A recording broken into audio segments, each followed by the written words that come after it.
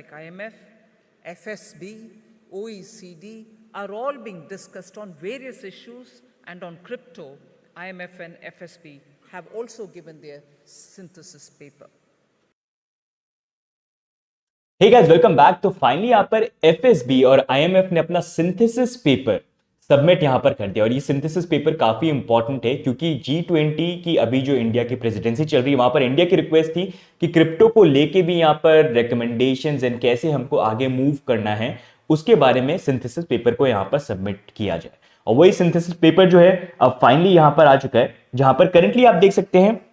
ये synthesis paper जो है 7 सितंबर को यहां पर सबमिट हुआ था। एंड जिसके अकॉर्डिंग उन्होंने यहां पर ये मेंशन किया है कि इंडियन G20 प्रेसिडेंसी की रिक्वेस्ट के अकॉर्डिंग आईएमएफ और एफएसबी ने यहां पर इस पेपर को डेवलप किया। सिंथेसिस पेपर मतलब दोनों के जो रिकमेंडेशन है, स्टैंडर्ड्स है, आईएमएफ अपनी तरह से किस तरह से देखती है, एफएसबी किस तरह से देखती है, उसके ऊपर ये पेपर दोनों मिलकर यहां पर भरत मिलाप करके यहां पर इस पेपर को इन्होंने बनाया है। साथ में एक बहुत इंपॉर्टेंट चीज यहां पर देखने की है, ये पेपर जो है यहां पर ये भी डिस्क्राइब करता है कि कैसे पॉलिसी और रेगुलेटरी फ्रेमवर्क जो है वो आईएमएफ और एफएसबी जो है एसएसबी उनके साथ में मिलके कैसे भरत मिलाप करके बनाई गई, कैसे एक दूसरे के साथ इंटरेक्ट करती है। बट ये चीज, ये जो सिंथेसिस पेपर है, ये स्टैब्लिश नहीं करती है कि नई पॉलिसी या क्या रिकमेंडेशन या क्या एक्सपेक्टेशन यहां पर होने चाहिए रेलिवेंट मेंबर्स के लिए। मतलब ये पेपर कहीं से भी ये नहीं बताता है कि आपको नई पॉलिसी कौन सी अडॉप्ट करनी है या कौन से रिकमेंडेशन एग्जैक्टली यहां पर करने। इन्होंने सिर्फ अपनी तरफ से ये रिकमेंडेशन दिए कि भाई ये चीजें यहां पर हो सकती हैं। तो इन दी एंड इन्होंने ये देखा कि क्रिप्टो के अंदर क्या रिस्क हो सकते हैं, उन रिस्क को मिटिगेट करने के लिए अलग अलग डिपार्टमेंट के अकॉर्डिंग क्या सजेशन है वो इन्होंने यहां पर प्रेजेंट किए हैं। साथ में उन्होंने यहां पर एक रोड मैप भी दिया है। एंड अगर आप देखोगे क्रिप्टो सिर्फ बिटकॉइन के अंदर आज के डेट में लिमिटेड नहीं है। Bitcoin is one part of it and then there is other part which is crypto, जिसके अंदर एक्सचेंजेस यहां पर आ जाते हैं। यहां पर आप स्टेबल कॉइन्स को देख सकते हैं, बाकी क्रिप्टो कॉइन्स यहां पर आ जाते हैं। साथ में अगर आप देखेंगे यहां पर डीफाई का इकोसिस्टम भी है, वो अलग एक यहां पर पूरा सेगमेंट है। मेटावर्स हो गया, एनएफटीज हो गया, तो बहुत सारे अलग अलग सेगमेंट्स हैं जिसको लेके अलग अलग रिस्क हो सकते हैं। तो उसी के लिए उन्होंने रोड मैप बना रखा है कि कौन सा डिपार्टमेंट जो है कौन से सेगमेंट के लिए उसकी इंप्लीमेंटेशन और पॉलिसी फ्रेमवर्क के लिए यहां पर रिस्पॉन्सिबल होगा। तो आने वाले टाइम पे हमको ये सारे जो पॉलिसी फ्रेमवर्क है वो देखने को मिल सकते हैं। तो अभी सिंथेसिस पेपर जो आया दैट डजंट मीन कि उससे पॉलिसीज और रिकमेंडेशन सारे आ गए जो अब इंप्लीमेंट होने चालू हो गए, मतलब कोई रूल्स आ गए हैं जिसको अब इंप्लीमेंट करना है, वो अभी तक नहीं आए। सिर्फ उन्होंने बताया कि क्या क्या चीज रिस्क हो सकती है, कैसे उसको सॉल्व करना, और कौन सा डिपार्टमेंट जो है उसकी पॉलिसी इंप्लीमेंटेशन के लिए कौन रिस्पॉन्सिबल होगा। तो वो सारे के सारे यहां पर मेंशन हो चुके हैं जो आप स्क्रीन पे देख सकते हैं। बाकी इस डॉक्यूमेंट का लिंक मैं नीचे भी डाल दूंगा if you want to check it out. लेकिन एक बहुत इंपॉर्टेंट चीज जो है इस पूरे डॉक्यूमेंट के अंदर मेंशन थी वो ये थी कि यहां पर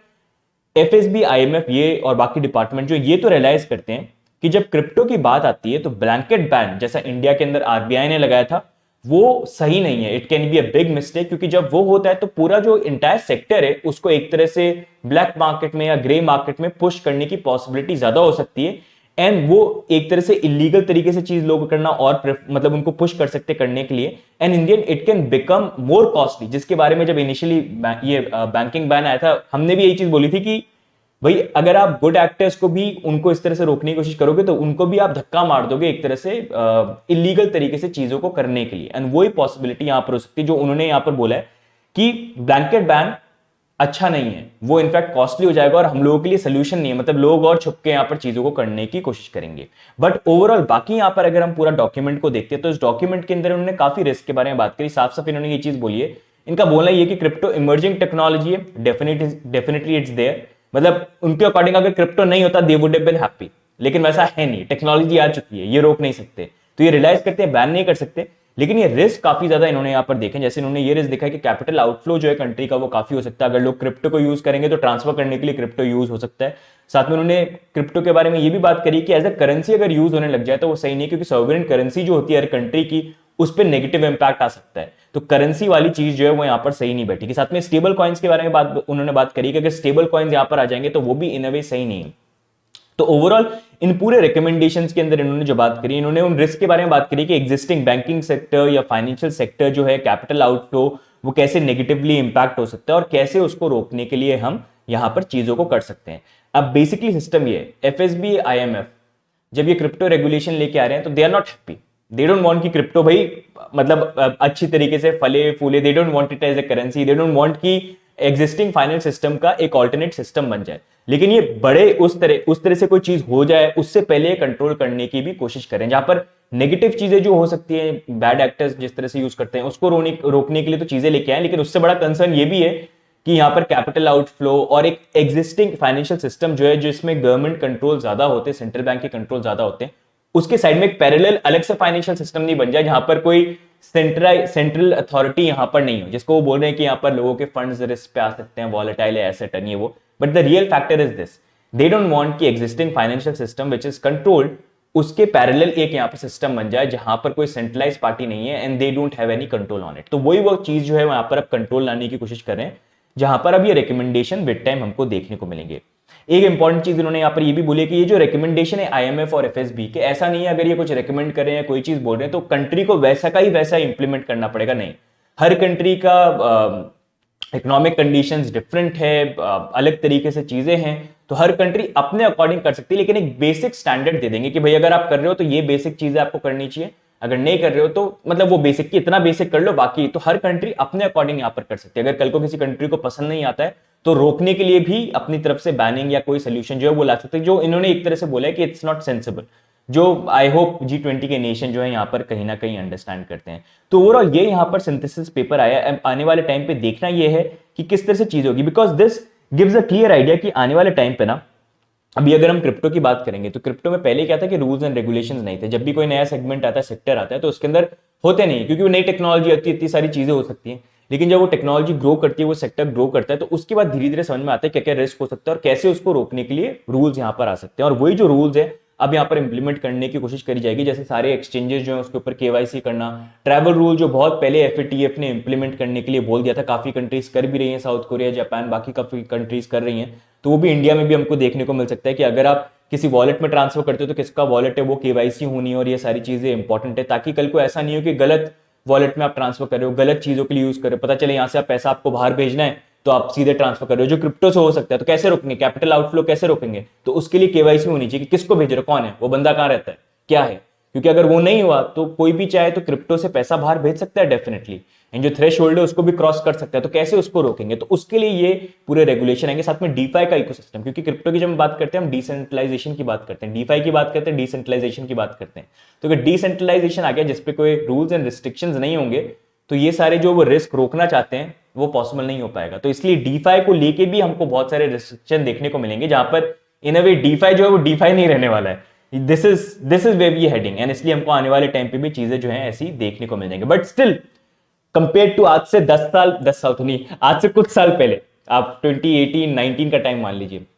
तब एक पेपर हमने देखा था जो यहाँ पर सबमिट किया गया था जिसमें आरबीआई के भी रिकमेंडेशन थे, जहां पर तो ये था कि क्रिप्टो को पूरा बैन करो, जो क्रिप्टो के बारे में बात करते हैं उनको भी बैन करो, जो होल्ड करते हैं उनको भी बैन करो, सबको जेल में डालो और 10 साल की जेल कर दो। वहां से इस तरफ मूव करना जहां पर आज के डेट में रेगुलेशन की बात हो रही है, still it is a progress, and आने वाले टाइम पे आई एम श्योर ये टेक्नोलॉजी जैसे से ग्रो करेगी, इसका पोटेंशियल जैसे से और दिखेगा। जैसे इस पेपर के अंदर भी उन्होंने बोला है कि क्रिप्टो बहुत सारी चीजों को बोलता है कि हम ये चीजें कर सकते हैं, ये चीजें हो सकती है, लेकिन अभी तक हमने वो चीजें देखी नहीं है। तो उन्होंने पूरे पेपर के अंदर इन अ वे अगर आप देखोगे ऐसा कोई बहुत पॉजिटिव पेपर नहीं है। एक पॉजिटिव चीज ये है, ब्लैंकेट बैन कोई सोल्यूशन नहीं है, बाकी moreover they are on the negative side where they don't want crypto but they have no option, so they are just trying to come up with rules and regulation जिसको implement यहां पर कर सकते हैं। अब देखना ये है कि आने वाले टाइम पे जो रोड मैप यहां पर आने वाले हैं उस रोड मैप के अंदर क्या क्या रिकमेंडेशंस यहां पर होते हैं, we'll have to wait and see. तो ये ओवरऑल यहां पर जो एफएसबी आईएमएफ का सिंथेसिस पेपर है उसका आपको मैंने थोड़ा सा एक आइडिया दे दिया शॉर्ट के अंदर। बट यहां से मूविंग ऑन, थोड़ा सा हम वीडियो बना रहे हैं तो बिटकॉइन के बारे में बात करेंगे, बिकॉज लास्ट वीडियो में वी टॉक्ड अबाउट कि कैसे बिटकॉइन की प्राइस के अंदर एक पॉसिबल हमको इस तरह का मूवमेंट देखने को मिल सकता है जहां पर लिमिटेशन $27,000 के अराउंड यहां पर बन जाएगी। अभी करंटली चार्ट में हम देख सकते हैं थोड़ा सा जंप यहाँ पर आ भी गया है, एंड प्रीवियसली हमने यहाँ पर जो ये नया चैनल बनाया था उसके अकॉर्डिंग वी वर सेइंग कि सबसे पहला लेवल ये रहेगा रेजिस्टेंस का, जो हमारी ट्रेंड लाइन है, जो करंटली आप देख सकते हो जहां पर प्राइस होल्ड करिए विच इज अराउंड हियर $26,300। अब देखना यहाँ पर यह है कि are we able to break this and go towards 27,000 27,300 and फिर क्या वहां से रिजेक्शन होता है जैसा यहां पर हुआ है, या फिर अभी we possibly see rejection here. This is something which I am waiting to see कि यहां पर होता क्या है, जब वो चेंजेस आते हैं उसके बाद आई विल अपडेट। अभी भी आई फील ये पॉसिबिलिटी जो है डेफिनेटली एक बार हो सकती है। ये हो सकता है कि यहाँ पर प्राइस जो है अगर अभी ब्रेक नहीं करें यहाँ पर तो थोड़ा सा ऐसे जाके और फिर नेक्स्ट अटेम्प्ट के अंदर करने की कोशिश करें। यहाँ पर मोर ओवर रिजेक्शन के चांसेस ज्यादा हो सकते हैं, बट आने वाले दिनों में थोड़ा सा वो क्लियर यहाँ पर हो जाएगा। तो अभी के लिए गाइज ओवरऑल यही अपडेट है बिटकॉइन को लेके। एंड यहाँ पर जो सिंथेसिस पेपर आया, अभी जो सिंथेसिस पेपर आया इसको लेके आपके क्या व्यू पॉइंट है, do let us know in the comments. And अगर आपको ये अपडेट्स अच्छे लग रहे हैं तो please do like, do subscribe, because आपके लिए it's just one click, but हमारे लिए ये जो लाइक होते हैं नेक्स्ट वीडियो बनाने के लिए मोटिवेशन यहाँ पर बन जाता है। तो लाइक करने से शर्माना मत, अभी के अभी कर दो फटाफट, और सब्सक्राइब भी कर लो, घंटे कर रखा है। बाकी कमेंट करके बनाना, बाकी मिलेंगे हम नेक्स्ट अपडेट के अंदर। तब तक के लिए bye and take care, see you guys, bye bye.